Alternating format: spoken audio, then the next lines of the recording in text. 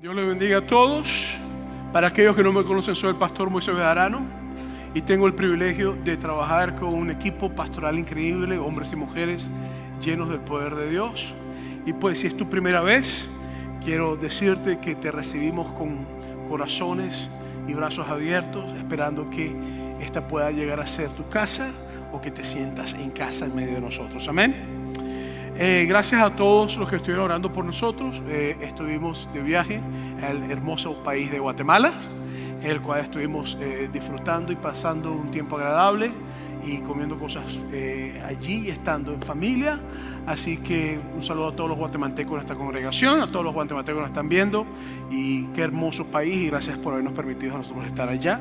Y pues ya estamos de regreso en casa, los extrañamos muchísimo, descansamos mucho también. Y pues sé que durante las 2 semanas o los domingos que estuve fuera, el pastor Oscar estuvo cubriendo las bases aquí, y también allá en Banning estuvo Israel y Juan Pablo cubriendo las bases, y también pues tuve el privilegio de ver el mensaje por internet y estar con ustedes presentes a través de las cámaras, ¿verdad? Y sé que estamos en una serie que hemos titulado Hechos, en los inicios de la iglesia, pero hoy es el Día de los Padres, así que felicidades a todos los padres que están aquí. Queremos decirles que gracias por lo que hacen, gracias por trabajar tan duro como trabajan, y gracias por hacer tantas cosas hermosas por sus familias. Pues, y como es Día de los Padres, hoy quiero hacer un mensaje alegórico al Día de los Padres. Y pues para hacer eso vamos a estar enfocándonos la mayoría del tiempo en 1 Samuel capítulo 30 versículos 1 al 19, y hoy quiero hablarte acerca de lo que sería pelear la buena batalla. Y te digo esto porque ¿cuántas veces nosotros no perdemos tiempo peleando por tonterías? Nos enfocamos a veces en cosas que realmente no tienen sentido.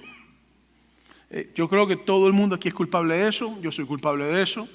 A veces peleamos por tonterías que simplemente no tienen mucho sentido. Decía en la mañana que he escuchado en muchas ocasiones a hombres decir: pastor, pero es que yo llego a mi casa cansado, me siento en la mesa, me sirven la comida fría. Y se convierten en discusiones a veces con sus esposas. He escuchado a mujeres decirme: pastor, es que yo llego al baño y la tapa del inodoro está arriba. Y eso a mí me molesta mucho. Pues si entras al baño y la tapa del inodoro está arriba, pues bájala. No ha pasado nada.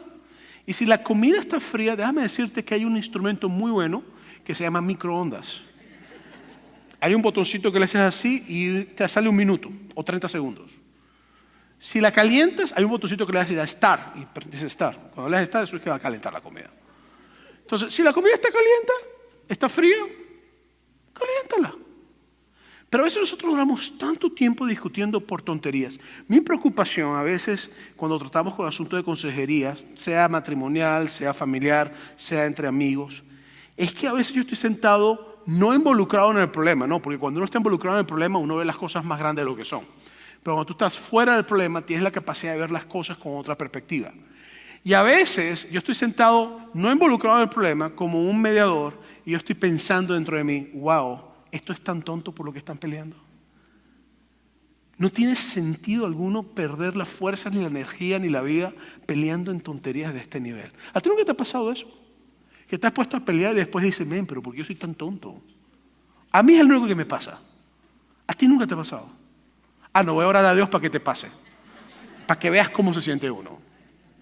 El asunto es que estas pequeñas tonterías a veces se hacen tan grandes por darles tanta importancia que no merecen. Y a veces estas pequeñas tonterías se convierten en conflictos fuertes. Fuertes. Me acuerdo tratar una vez un caso de 2 hermanos que tenían una pelea eterna. Y cuando uno estaba muriendo, estaban enemistados y me llamaron para ver si podía yo hacer algo, como que si uno fuera un mago para solucionar 50 años de problemas con una persona. Y cuando le pregunté: ¿por qué estás bravo? ¿Qué es lo que te molesta? Me dijo: no me acuerdo, pero estoy bravo. Y yo dije: wow, esa es una nueva, nunca había escuchado de esa antes.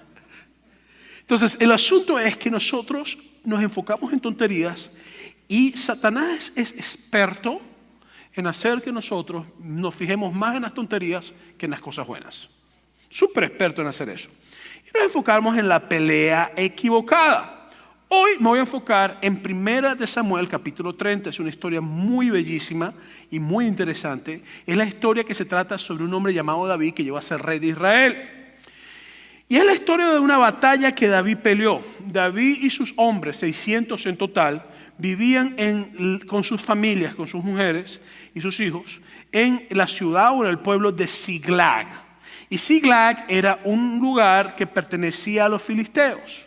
¿Quiénes eran los filisteos? Los filisteos eran los enemigos de los judíos. David era un rey que llegó a ser rey judío.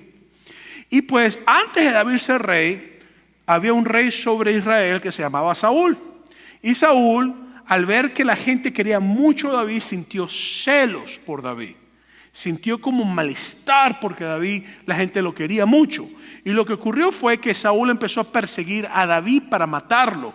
Hay historias en la Biblia que te narran momentos donde Saúl hasta lanzó lanzas y logró hasta destacar su espada y cosas, su capa y cosas así. Y David tuvo que huir por un tiempo fuerte, escondiéndose en cuevas y buscando que no lo mataran y constantemente hacer lo que tenía que hacer, esconderse de Saúl, del rey de Israel, porque lo iba a matar. Y en ese proceso, David tenía 600 hombres con él, y en ese proceso David termina haciendo una extraña alianza con los enemigos de Israel, los filisteos.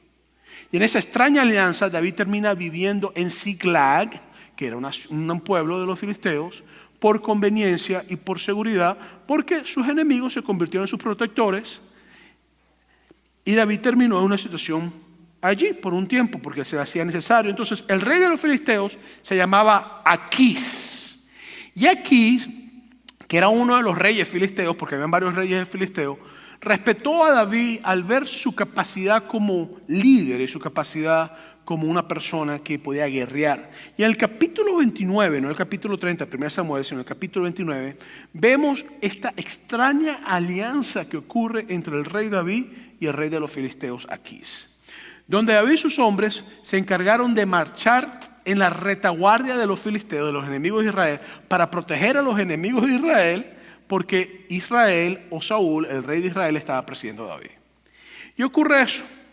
Entonces, algunos de los gobernantes de los filisteos, al darse cuenta que David y Aquís habían hecho una extraña alianza, le dijeron a Aquís: mira, tú confiarás en él, pero nosotros no. Este fue el que mató a Goliat. Este fue el que mató a nuestro espadín, que era gigante y que era muy alto el tipo, y nadie lo pudo matar, solamente ese fue el que lo mató. Y tú andas con ese ahora para que te proteja a ti, y quieres que vaya a pelear con nosotros contra Israel. Se nos va a voltear una batalla. ¿Cómo tú quieres que haga eso? Nosotros no confiamos en David. Y le dijeron aquí: ¿por qué él marcha contigo? Le dijeron: ¿por qué tú quieres que este hombre marche contigo? Entonces, Aquís trató de responder por David, por sus hombres, pero los demás gobernantes no confiaban en él.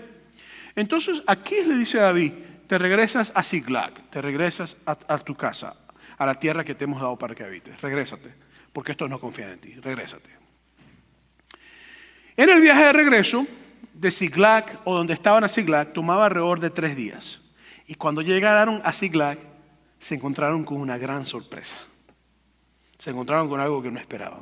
Vamos a leer 1 Samuel capítulo 30, versículos 1 al 2. Dice: cuando David y sus hombres vinieron a Ziklag, al tercer día, los de Amalec habían invadido el Nebec y a Ziklag. Y habían asolado a Ziklag y le habían prendido fuego. Y se habían llevado cautivas a las mujeres y a todos los que estaban allí, desde el menor hasta el mayor, pero a nadie habían dado muerto, sino se los habían llevado a seguir su camino. Entonces, imagínate esto, imagínate lo que está pasando aquí. Mientras los hombres de David estaban peleando y estaban haciendo todo lo que tenían que hacer por defender a los enemigos de Israel, para pelear en contra de Israel, de paso. Es increíble cuando una persona decide pelear contra su propio pueblo. Y usted dice: ay, qué raro. No es tan raro. Hay esposos y esposas que están en una guerra constante. Hay padres e hijos que están en una guerra constante. Hay hermanos que están en una guerra constante. No es tan raro, no es tan extraño lo que estoy hablando. Si tú estás en esta circunstancia hoy, estás aquí, tú sabes lo que te estoy hablando.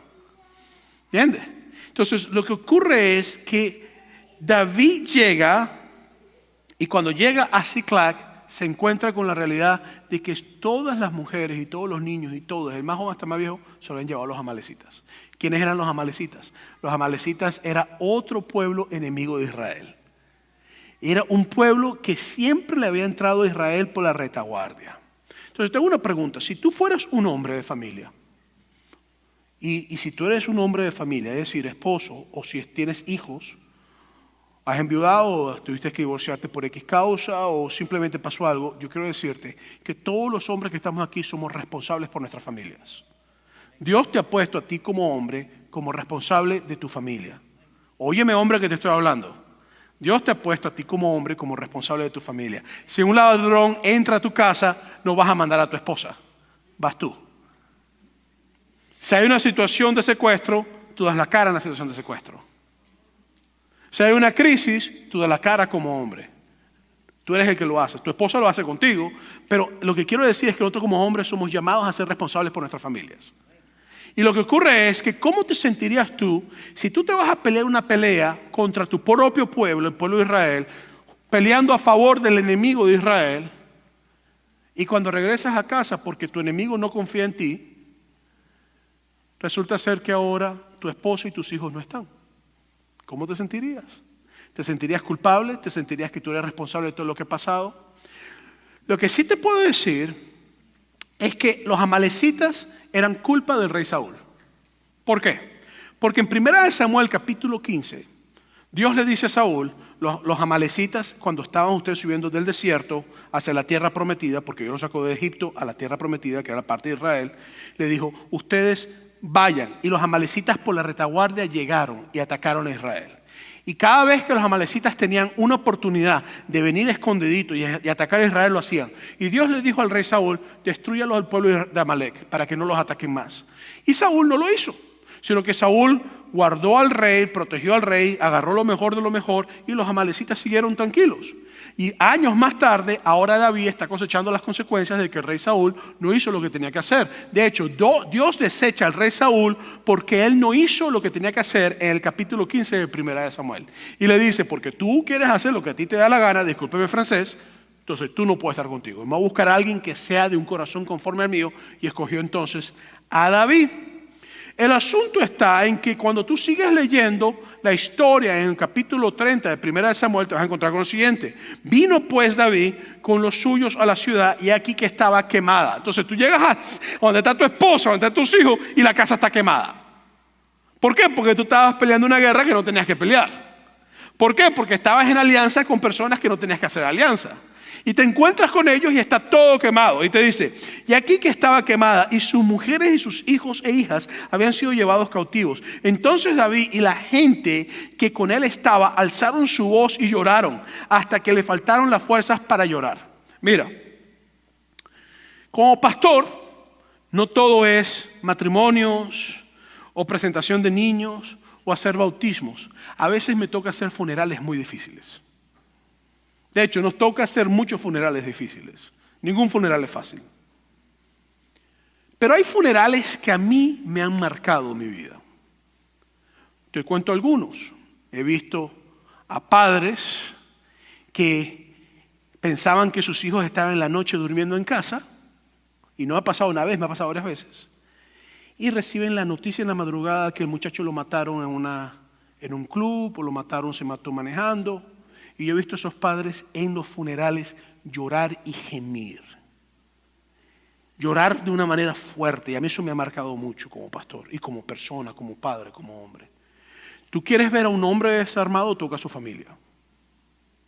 Un hombre que ama a su familia, tú le tocas a su familia y lo desarmas. Y Satanás sabe eso, ¿eh? ¿Tú sabes quién conoce tu punto débil? No solamente tú y Dios, Satanás también lo conoce. Por eso es que cada vez que Satanás quiere tocarte, a veces busca tocar a uno de tus hijos. A veces busca tocar a tu esposa. Y si estás casada, a veces busca tocar a tu esposo, si eres mujer. Satanás tiene una forma de buscarnos a nosotros, hacernos gritar y llorar, pero no buscar de Dios con las manos arriba, sino de buscar de Dios con desespero. Y lo que ocurre aquí es eso. Aquí estuvo un ataque por la retaguardia, cuando ellos sentían que estaban todos seguros, y todos los hombres de guerra, guerreros, valientes, que estaban dispuestos a morir, que morían en batallas y morían sin ningún problema, llorando como niños chiquitos porque le tocaban a sus familias. ¿Estás conmigo hoy o no? Entonces, lo que ocurre en medio de todo esto es que cuando seguimos leyendo en el capítulo 30, versículo 6, te sigue diciendo, y David se angustió mucho, porque el pueblo hablaba de apedrearlo. Pues todo el pueblo estaba en amargura de alma, cada uno por sus hijos y por sus hijas, mas David se fortaleció, léelo conmigo, en el Señor. Entonces imagínate, te llevaron a tu esposa, te llevaron a tus hijos, y ahora para rematar, para el colmo de todos los males, ahora los mismos hombres que tienen años peleando contigo te quieren matar. Y te empiezan a echar la culpa a ti. Y te empiezan a decir, esto es culpa tuya, mira, por tu culpa nos pasó esto a nuestros hijos. Si tú no nos hubieras llevado a nosotros a pelear con los filisteos, a pelear en contra del pueblo de Dios, esto no hubiera pasado. Por tu culpa, por tu culpa, por tu culpa. ¿Qué es lo que hace David? David no empezó a defenderse, no empezó a justificar sus acciones, David no empezó a pelear con ellos, no dijo yo aquí soy el que mando, yo soy el jefe de ustedes, yo estoy en control, o perdónenme, yo no sabía que esto iba a pasar. David no hizo eso. Sino que el texto bíblico te dice algo bien interesante. Te dice, mas David, le digo conmigo, se fortaleció ¿en quién? En el Señor su Dios. Aquí es donde ahora empieza la parte que nosotros tenemos que empezar a contemplar. En una situación de crisis tan difícil, una situación de peleas innecesarias, en una situación que nos lleva a estar aturdidos emocionalmente, David comprendió que la única persona que podía a él ayudarlo a confrontar esta situación era su Padre Celestial. Él comprendió que lo único que podía eliminar la ansiedad, el dolor, el miedo, el terror. David sabía lo capaces que estos hombres eran, porque él había peleado en batallas con ellos. Él sabía lo que ellos eran capaces de hacer. Y David claramente lo que hace es que se enfoca en su Señor. Eso no es fácil de hacerlo, especialmente cuando hay conflictos y problemas en las situaciones. Es difícil enfocarte en Dios cuando tu esposa todo lo que hace es pelear contigo, cuando tu esposo todo lo que hace es pelear contigo. Cuando tienes un hijo que te llega a la madrugada y no quiere obedecer ni quiere respetar. O cuando tienes a un hijo que te embaraza una muchacha, o una muchacha que sale embarazada, o cuando tienes un hijo que se está divorciando, o un muchacho que está en adicción. O sea, eso es difícil, es difícil enfocarse. Es como que uno empieza a sentirse aturdido. O cuando te diagnostican a un niño con una enfermedad, o te diagnostican a ti con una enfermedad, o te botan del trabajo, todo esto aturde. Y en medio de esto, la actitud de David es sencilla. Yo me enfoco en Dios. Yo me enfoco en Dios. Yo debo comprender que esto está fuera de mi control. Esto llega a un punto donde yo no puedo controlarlo. Y aquí es donde yo quiero enfocarme un poco. ¿Por qué? Porque ¿a quién no le gusta tener el control? Levanta la mano al que no le gusta estar en control. Nadie levanta la mano. ¿A quién le gusta estar en control? Levanten la mano. Todo el mundo levanta la mano. Porque no hay nada más sabroso que saber que las cosas van a ser bien hechas, especialmente cuando tú eres el que lo estás haciendo. ¿Verdad que sí o no? Entonces, y hay un dicho que dice, si tú quieres las cosas bien hechas, hazlo tú mismo. Ahora, yo quiero hablarte un poquito sobre ese concepto de lo que es control, porque la verdad es que, ¿qué controlas tú? Vamos a pensar en eso. Tengo una pregunta. ¿Tú escogiste en qué país nacer? ¿Tú escogiste quién iba a ser tu papá, tu mamá, tu hermano, tu primo, tu sobrino, el apellido? ¿Quién escogió su nombre? ¿Nadie escogió su nombre? Si te hiciste ciudadano americano, te dan oportunidad para escoger tu nombre. Te la perdiste. Te pudiste haber llamado Michael Ramírez, porque es una bendición. O Joseph Martínez. Chacho. El asunto es que tú no escoges nada.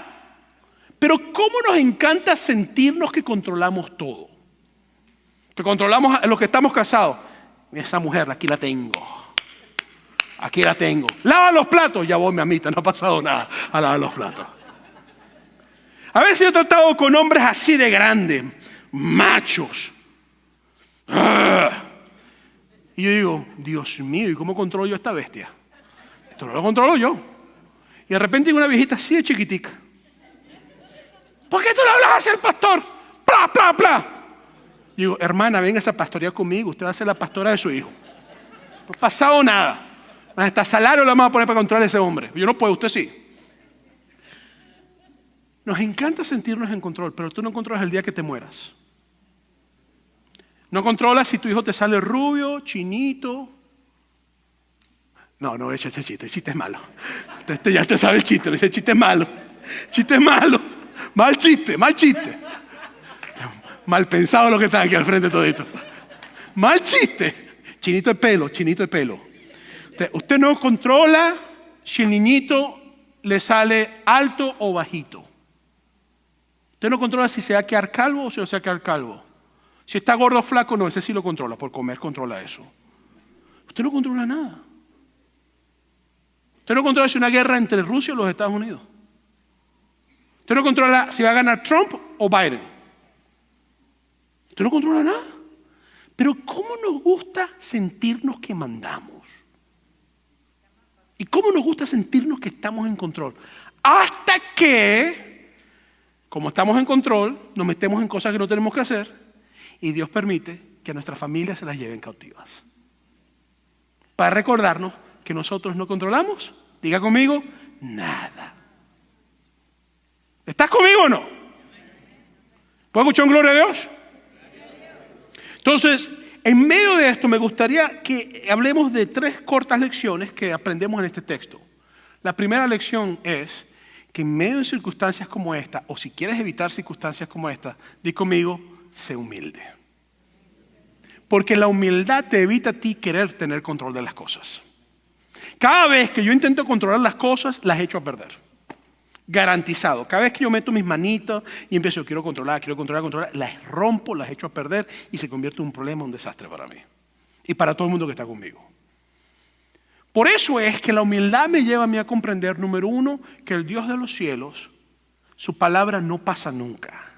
Que el Dios de los cielos sabe las épocas, las razones y los tiempos. Que el Dios de los cielos comprende y sabe lo que nosotros necesitamos y nos da lo que nosotros necesitamos. Dios estaba con David en medio de su situación y, en mi opinión, en medio de su orgullo. Porque el hecho de la forma en que David habla más adelante me lleva a mí a comprender que David estaba entrando en una etapa hasta cierto punto de orgullo. ¿Por qué? Porque hacían canciones de David, habían canciones que hacían las personas de David, las bailaban, las cantaban. Mató a un gigante llamado Goliat de los mismos filisteos. David peleaba contra el oso y el león y Dios estaba con él. David peleaba grandes batallas, Saúl lo quería matar y David siempre lograba salir adelante. Ninguna batalla la había perdido David. Todas las batallas Dios siempre dio a David la salida.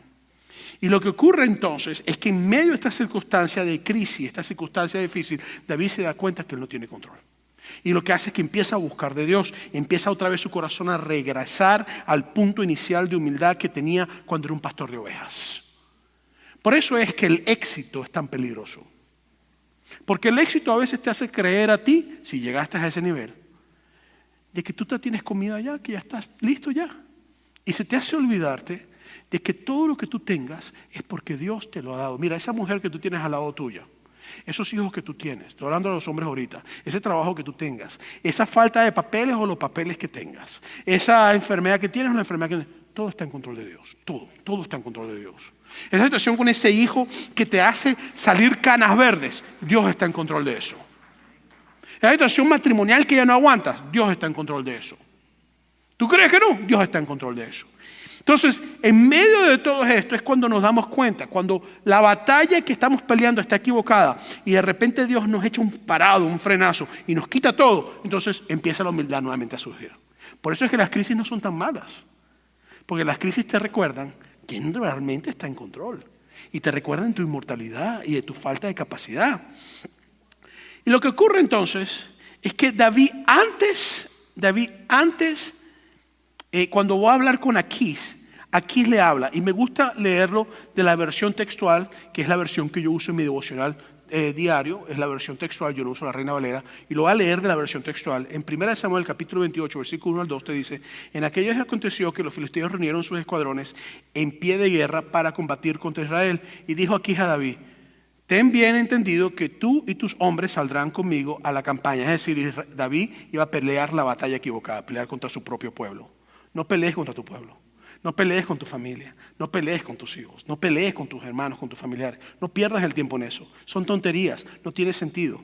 Yo cometí un error, cuando mi abuela se murió, yo peleé con ella la noche antes de morir y se murió a las 5 de la mañana del día siguiente. Y no pude arreglar mi situación con ella. Duré 2 años luchando con eso internamente. 2 años.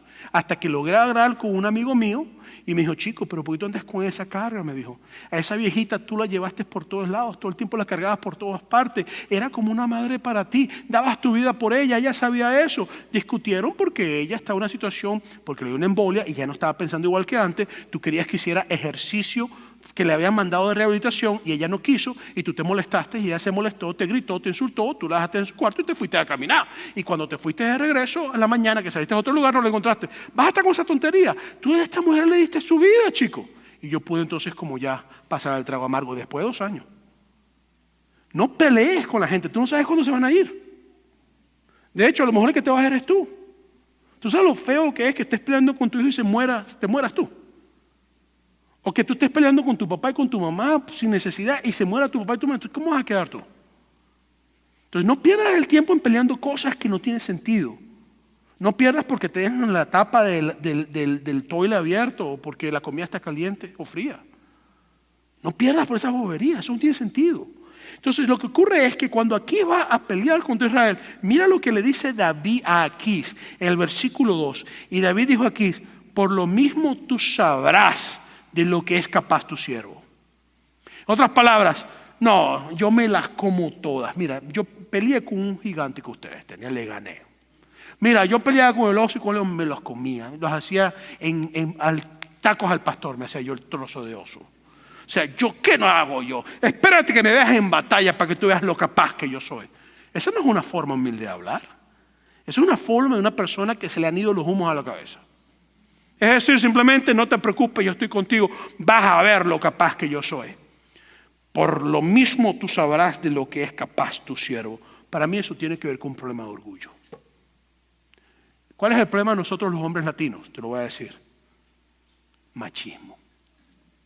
A nosotros se nos ha enseñado que los hombres no lloran. Aunque tiene 2 lagrimares que funcionan muy bien. ¿Y por qué los hombres no lloran? ¿Cuál es el problema que un hombre llore? ¿Se te va el hombría porque llore? ¿Tú quieres ver a tu esposa enamoradita, babeándose por ti? Llora delante de ella. No, güey. No. Esa mujer va a decir, wow, este galón hasta bota agua por los ojos. No juegues. Tú quieres ver a tu esposa llorar delante de ella. Pero no ficticiamente, no manipules los llantos. O sea, llora con ella tranquilamente cuando tengas que llorar. No te limites a llorar. Los hombres somos fuertes, los hombres nunca tenemos miedo. ¿Y por qué no? ¿Por qué tú no puedes estar preocupado un momento en una situación difícil? ¿Y por qué tú no puedes sentir miedo? ¿Por qué? Porque tú eres hombre. Y es que para eso porque tú eres hombre, ¿tú qué eres? Mejor. No, lo que te hace es que Dios te ha dado una fortaleza física, corporal, más fuerte, un poquito más fuerte que las mujeres, porque las mujeres que han parido, los hombres no podemos parir. Pero en medio de eso, no hay nada mejor que poder ser una persona que no permitas que tu orgullo o tu machismo latino enferme a tu familia. No lo permitas. Nunca permitas que tu orgullo sea mayor que tu relación con tu familia. O que tu machismo sea mayor que tu familia. El machismo no es bíblico, igual como el feminismo no es bíblico.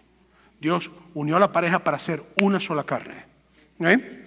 Entonces, lo interesante es que cuando David va a matar a Goliat, antes de ser David, que todo el mundo cantaba de él, así es como David habló. Oye esto, 1 Samuel 17:34. David respondió a Saúl, tu siervo era pastor de las ovejas de su padre, y cuando venía un león o un oso y tomaba algún cordero de la manada, salía yo tras él y yo lo hería y lo libraba de su boca. Y si se levantaba contra mí, yo le echaba mano de la quijada y lo hería y lo mataba. Fuese león, fuese oso, tu siervo lo mataba. Este filisteo incircunciso será como uno de ellos, porque ha provocado al ejército del Dios viviente. Añadió David, el Señor que me ha librado de las garras del león y las garras del oso, también me librará de la mano de este filisteo. Vean la diferencia en la forma de hablar. Si comparamos cuando David está hablando con Saúl, antes de ser David, él dice, Dios me ha librado. Ahora cuando habla con Aquís, él dice, no te preocupes, vas a ver lo que yo soy capaz de hacer. Entonces tú vas a ver una retórica, una conversación distinta, donde David antes te decía, Dios me ha librado, y ahora te está diciendo, yo soy el macho aquí, yo soy el que me las como todo. Entonces me gustaría que nosotros comprendiéramos que no estamos en control, no somos tan machos. Mira, eres de carne y hueso. limitado con un cuerpo que puede recibir cualquier tipo de enfermedad, que puedes perderlo todo. Eso no te hace invencible, te hace un ser humano. Y ese es el mejor momento para estar en las manos de Dios, porque Dios sí es invisible, Dios sí es todopoderoso, Dios sí está en control de las cosas, Dios sí tiene dominio de todas las cosas, aun las que tú no tienes dominio. Entonces, ¿por qué David se puso en la disposición de pelear contra su propio pueblo? El pueblo de su Dios y debajo de sus enemigos, los enemigos de Dios. ¿Sabes por qué? Porque en ese momento le convenía. Porque era algo beneficioso para él. Pero la realidad es que David estaba yendo en contra del pueblo de Dios. Porque si peleaba con Saúl, estaba peleando contra sus propios hermanos. Lo interesante es que cuando nosotros vivimos bajo orgullo, entonces Dios actúa, pero nosotros no notamos la mano de Dios actuando en nuestras vidas. Dios estaba actuando en la mano, en el corazón de David. Le había quitado todo y de paso había puesto a los 600 hombres que estaban con él en contra de David. El orgullo nunca te va a permitir a ti alcanzar lo que tienes que alcanzar en la presencia de Dios. Por eso el llamado que te hago hoy es: sé humilde. A lo mejor tú estás aquí hoy y estás luchando con orgullo en tus relaciones, orgullo como padre, orgullo como esposo, orgullo como trabajador. Hoy quiero llamarte a la invitación de arrepentimiento para buscar humildad. ¿Qué es humildad? Es no reconocer quién tú no eres, no, humildad es saber quién tú eres, pero sobre todo saber quién es Dios en tu vida. Eso es lo que es humildad. Yo quiero invitarte a que hoy tú puedas pensar como hombre: yo necesito acercarme a Dios. Necesito, para ser padre, esposo, hacer amigo, trabajo, yo necesito acercarme a Dios, buscar del Dios en todas las áreas que tengo que buscarlo. Me encanta lo que dice en 2 de Crónicas, capítulo 7, versículo 14. Esto se lo dijo Dios al hijo de David: si se humillare mi pueblo, sobre el cual mi nombre es invocado, y oraren y buscaren mi rostro, se convertirán de sus malos caminos, entonces yo iré desde los cielos y perdonaré sus pecados y sanaré su tierra. Entonces hay siempre restauración en el Dios. Y esto es un buen momento. Entonces la primera cosa que aprendemos en este texto es que tenemos que ser humildes. No podemos estar en control de todo y tenemos que dejar que Dios sea el que tenga el control de las cosas. David se mantuvo y se fortaleció como buscando a Dios, su Padre Celestial. La segunda cosa es que cuando tú te humillas y buscas de Dios, entonces Él te guía. Si tú buscas de Dios con todo tu corazón, Dios te guía. Dios empieza a hacer las cosas.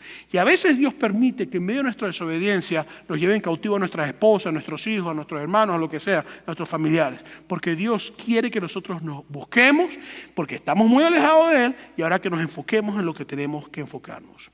¿Qué hizo Dios? Permitió que las consecuencias alcanzaran a David. Permitió que la pelea que estaba peleando equivocada alcanzara a David. Pero protegió a su familia y protegió a las personas. Dios mantuvo el círculo de protección sobre ellos. Versículos 7 y 8. Y dijo David al sacerdote Abiatar, hijo de Ahimelech: yo te ruego que me acerques el éfod. Y Abiatar acercó el éfod. ¿Qué era el éfod? El éfod era la vestimenta sacerdotal y se la ponían siempre para ministrar. Entonces David le dice en otras palabras: acércalo porque vamos a hacer la parte de administración. Y David consultó al Señor diciendo: perseguiré a estos merodeadores, los podré alcanzar. Y él le dijo: síguelos, porque ciertamente los alcanzarás y de cierto librarás a los cautivos. Entonces, en medio del dolor, en medio de la angustia, en medio de las dificultades, David decide buscar de Dios. Otra vez regresa, tal cual como cuando estaba buscando las ovejas de su padre. Otra vez regresa a hacer lo que tenía que hacer. Entonces, ¿qué ocurre? Dios empieza a decirle: sigue adelante. Ahora que viniste conmigo, quiero decirte que mi mano está contigo, te estoy protegiendo. No te preocupes que tu familia está bien. No te preocupes que lo vas a alcanzar. Muévete hacia adelante. Regresa a esos lugares iniciales antes de haber alcanzado todo y sigue buscando. Buscó la dirección sacerdotal, la dirección de Dios. Hay momentos donde tú necesitas clamarle a Dios y pedirle a Dios que te hable directamente, que ministre a tu vida, que te guíe en los momentos difíciles. Pero para hacer eso tienes que hacerlo con humildad. Si no, humildad nunca va a pasar. Y lo que ocurre entonces es en versículo 9 y 10 dice: partió pues David, él y los 600 hombres que con él estaban, y llegaron hasta el torrente de Besor, donde se quedaron algunos. Y David siguió adelante con 400 hombres, porque se quedaron atrás 200, que cansados no pudieron pasar el torrente de Besor. Entonces, claro, esos tipos estaban agotados emocionalmente, físicamente, y para rematar perdieron a su familia y estaban asustados. Entonces, ya tenés 600, ahora Dios le resta 200, para decirle: para que no digas que con tus 600 lo hiciste, te va a quitar 200. Ahora te quedas con 400, menos recursos y menos hombres de fuerza. Ahora más confianza en Dios tienes que tener, porque lo que es imposible se va a hacer imposible, no con 600, con 400. Y lo que ocurre es que cuando sigue él entonces, en medio de esto, el versículo te sigue hablando en adelante y te sigue diciendo que David va a la pelea. Y llegamos a la tercera cosa que aprendemos nosotros en esto que podemos leer. Es pelea la batalla correcta. No estés peleando la batalla incorrecta. No estés perdiendo tiempo en pelear por cosas que no tienen sentido. No estés perdiendo tiempo en pelear con las personas que Dios te ha mandado a pelear. Pelea la batalla correcta. Y cuando llegas al versículo 11 y 12, puedes darte cuenta. Y hallaron en el campo a un hombre egipcio, el cual trajeron a David y le dieron pan y comió y le dieron a beber agua. Le dieron también un pedazo de masa de higos secos y 2 racimos de pasas. Y luego que comió, volvió en él su espíritu, porque no había comido pan ni bebido agua en 3 días y 3 noches. Seguimos leyendo versículos 13 y 14. Y le dijo David: ¿de quién eres tú y dónde eres? Y respondió el joven egipcio: yo soy siervo de una malecita, y me dejó mi amo hoy hace 3 días, porque estaba yo enfermo, pues hicimos una incursión en parte del Negueb, que es de los cereteos y de Judá, y al Negueb de Caleb, y pusimos a fuego a Siclac, donde está la familia de David. Entonces, Dios, que estaba trabajando en la vida de David, lo que hizo fue: ok, tú te vas a pelear contra el pueblo mío. Ok, muy bien, no ha pasado nada. Te rebelas de esta manera, no ha pasado nada. Ok, ahora yo me llevo a tu mujer, primero que te lleves a tu mujer y a tus hijos. Pero en el camino voy a dejar que uno de los siervos de los que se llevan a tu mujer y tus hijos quede ahí. Y por 3 días el muchacho va a estar ahí. Se va a enfermar de repente, porque esas cosas pasan todos los días. No, es el plan de Dios para traer provisión. Y lo que ocurre es que en el camino ese muchacho se enferma. ¿Y quién lo encuentra? Los hombres de David. Y se lo traen a David y le dan comida y el muchacho revive. Y le dice a David: ¿quién eres tú? Fulanito tal. ¿Quién viene? Hace 3 días quemamos a Siclac. A Siclac. Ahí estaba mi esposa, está mi familia. ¿Por qué? Porque Dios no te va a soltar. La forma en que Dios trabaja es que Dios no te suelta. Dios te va llevando paulatino. Tú no te das cuenta, pero Dios te va llevando. Dios te va moviendo. Y Dios llegó al punto donde le trajo al muchacho egipcio a David. ¿Y qué es lo que hace David? David le dice: bueno, muchacho, llévame para allá donde estaba. Mira lo que dice el versículo 15 y 17. Y le dijo David: ¿me llevarás tú a esa tropa? Y él le dijo: júrame por Dios que no me matarás. Otras palabras, porque si tú me matas, esto no tiene sentido. Ni me entregarás en mano de mi amo. No te dice la Biblia lo que pasó con ese muchacho, pero es muy probable que ese muchacho se hizo parte del pueblo de David. Es lo más probable, porque así funcionaba esto. Y dice: y yo te llevaré a esa gente. Lo llevó pues, y aquí que estaban desparramados sobre toda aquella tierra, comiendo y bebiendo y haciendo fiesta por todo aquel gran botín que habían tomado de la tierra de los filisteos y la tierra de Judá. Los hirió David hasta aquella mañana, hasta la tarde del día siguiente, y no escapó de ellos ninguno, sino 400 jóvenes montados sobre los camellos, y huyeron. Entonces lo que ocurre es que la batalla correcta es que tú luchas por tu familia. Deja de pelear con tu esposa. Deja de pelear con tus hijos. Lucha con ellos, por ellos. Deja de estar molestándote por tonterías. Enfócate en lo que realmente tiene valor.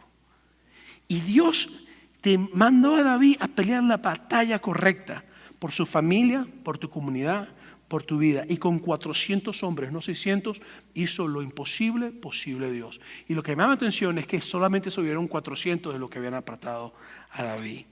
Entonces, si sigues leyendo, versículo 18 y 19 te dice: y libró David a todos los amalecitas que habían tomado. Y asimismo libertó David a sus 2 mujeres. Y no les faltó cosa alguna, chica ni grande. Así que hijos como hijas, del robo y de todas las cosas que habían tomado, todo lo recuperó David. Esta historia me habla a mí de que yo como hombre tengo que pelear la batalla correcta. Yo no sé qué batalla tú estás peleando hoy o qué es lo que estás confrontando. Pero yo te puedo decir algo. Hay una batalla que Dios quiere que tú pelees. ¿Y sabes cómo se hace? De rodillas. Se hace en la presencia de Dios. ¿Sabes cómo se hace? Leyendo la palabra de Dios. ¿Sabes cómo se hace? Buscándole a Dios que te guíe y buscando la palabra y la presencia de Dios y moverte en la dirección que tienes que moverte. Sé paciente, espera en Dios. Dios nunca falla. Dios siempre está en control de tu vida. Entrégale todas las cosas a Dios. Y cuando tengas las situaciones difíciles que sientes que te van a apedrear, que te van a matar, ¿qué es lo que tienes que hacer? Y con esto concluyo. Tienes que hacer lo que David hizo. Cuando te dice en el versículo 6 del capítulo 30, David se fortaleció ¿en quién? en el Señor su Dios. Hombre que estás aquí, como hombre que soy también, sé lo difícil que es ser esposo y sé lo difícil que es ser papá. Hoy te ruego en el nombre de Jesús que lo hagas con humildad, con la guía del Espíritu Santo y que pelees la batalla correcta por tu familia. Quiero invitar a los hombres que estamos aquí, quiero invitarlos a todos a estar en pie. Por favor, pongámonos de pie. Si tú eres un hombre y tienes familia, me encantaría, por favor, que vinieras aquí al frente. Si puedes y te agrada hacer la idea, por favor, te invito a que pases al frente. Voy a invitarte que si tú eres un hombre y tienes familia, esposa, y tienes hijos, o estás soltero, pero tienes hijos, o has enviudado, tienes nietos, tienes familia, yo te invito a que pases aquí al frente. Voy a invitar ahora a todos los que quedaron sentados que se pongan de pie y extiendan sus manos sobre ellos. Vamos a orar juntos, nosotros como hombres, por nuestra familia. Vamos a orar por nuestras esposas, si tenemos esposas, por nuestros hijos. Vamos a orar por la necesidad que tenemos. Y recuérdate, hazlo con humildad. Sirve a tu Dios con humildad. Sirve a tu familia con humildad. Sirve a tu familia con un corazón noble. Sirve a tu familia con un espíritu apacible. No estoy diciendo que no hay momentos, van a haber discusiones, van a haber conflictos. Eso es normal dentro de una relación, dentro de una familia. Pero te estoy diciendo que no permitas nunca que tu molestia, que tu rabia sea una molestia llena de orgullo. Si te vas a molestar, moléstate con humildad. Si vas a pasar por conflictos, hazlo con la presencia del Espíritu Santo, agarrado de manos. No tomes decisiones abruptas, ni porque estás bravo, ni porque estás lleno de ira. No, vete a orar y deja que Dios te hable. Dios te va a guiar, Dios te va a presentar lo que tienes que hacer. Cierra tus ojos donde estás y empieza a clamarle a tu Dios. Preséntate tu necesidad en este momento. Si tú eres hombre, estás en este sitio y tienes familia, o si estás pensando en hacer familia, o eres una figura paterna, empieza a presentarle tu necesidad en este momento. Ahí donde estás, simplemente presenta tu necesidad. Padre, en el nombre de Jesús, oramos por cada uno de los que estamos aquí, Señor, porque nos están viendo en cámaras, Padre, creyendo, Señor, que tú nos has levantado a nosotros, Padre, como sacerdotes de hogar, Padre. Señor, nos has levantado para cuidar a nuestra familia, para proteger a nuestras esposas, a nuestros hijos, Señor, para ser personas, Señor, que estemos allí en momentos difíciles y no rajarnos, Señor, sino mantenernos firmes en ti. Ayúdanos, Señor, que en los momentos de crisis, en los momentos difíciles, nosotros veamos a ti, Padre. Cuando venga todo que se pone difícil, que nosotros podamos verte a ti, Padre, y decir en el nombre de Jesús: confío en ti, tú eres mi fortaleza. Señor, nos levantamos, Padre, por el nombre de tu Hijo amado, por el poder de tu Espíritu Santo sobre nuestros hijos, Padre. Cúbrelos, Padre. Nuestra casa servirá a ti, Señor. Nuestra casa te servirá a ti, Señor. Nuestras familias te servirán a ti. Nuestros hijos te servirán a ti. Nosotros con nuestras esposas te serviremos, Señor. En el nombre de Jesús. En el nombre de Jesús, Padre. Ahora toda necesidad, toda circunstancia que se levanta, Padre, individual entre mis hermanos, Padre, en mi propia vida, Padre, la presentamos ante tu presencia. Creyendo, Señor, que tú estás en control. Creyendo, Señor, que tú estás haciendo las cosas. Si hay orgullo, cámbialo por humildad. Si no hay fe, cámbialo por buscar tu rostro, Señor. Si estamos peleando la batalla incorrecta, llévanos a pelear la batalla contra Satanás por nuestras familias. En el nombre de Cristo Jesús te lo pido, Maestro. Y te damos la honra y la gloria, Padre, creyendo que tú estás en control de todas las cosas. Ahora reprendemos toda trampa satánica que se levanta para hurtar, matar y destruir, Señor. Toda trampa satánica que se levanta, Señor, para hacer daño, y la llevamos a la cruz de Cristo, Señor, y ahí la dejamos, Padre, creyendo que por el poder de tu Espíritu Santo tenemos autoridad sobre nuestros hijos. Si tú tienes a un hijo que está luchando, ahora mismo empieza a clamar por ese hijo, por esa hija. Si tú tienes a un hijo que está pasando por crisis y tú como padre estás luchando en tu corazón, empieza a clamar por esa circunstancia ahora mismo. Padre, a nuestros hijos los ponemos en tus manos, Señor. Nuestra casa y nosotros te serviremos. En el nombre de Jesús, no sé ni cómo ni cuándo, pero pedimos por nuestros hijos en estos momentos, Padre. Pon tu esposa. Ahora, si tienes con tu esposa, pídele a Dios que cubra a tu esposa, que la llene de su presencia. Si estás casado, que la llene de tu presencia. En el nombre de Jesús, Señor, cubre a nuestras esposas, Padre. Llena de tu presencia, Padre. En el nombre de Cristo Jesús, creyendo, Señor, que tú estás en control por todas las cosas. En el nombre de Jesús te lo pido, Señor. Gracias, Padre. Amén y amén. Ahora me gustaría pedirte que regreses a tus asientos. y ve a orar con tu familia. Si tienes a tu esposa, a tus hijos aquí, ve a orar con tu familia. Ahora cúbrelos en oración a ellos. Cúbrelos en oración a ellos. Mientras cantamos esta canción, quiero invitar a la iglesia que entremos en un ambiente de oración. Ora tú por tu familia, ahí donde estás. Si estás con tu esposa, con tu esposo, estás con tus hijos, ora por tu familia en este momento. En el nombre de Jesús.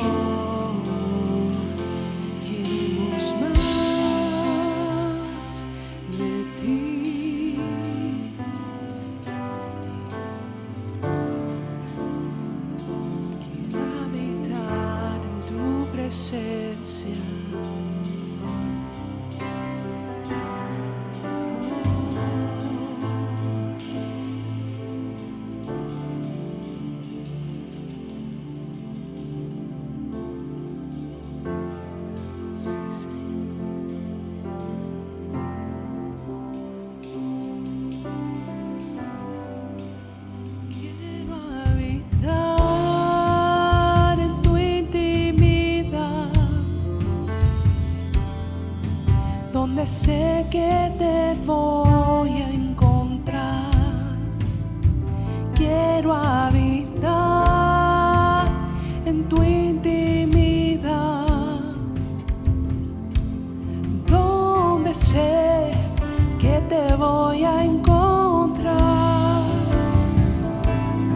Si tu presencia conmigo no va, yo no voy a ningún lugar. No quiero llegar, no voy a llegar. Si tu presencia conmigo no va, yo no voy a ningún lugar. No quiero llegar, no voy a llegar.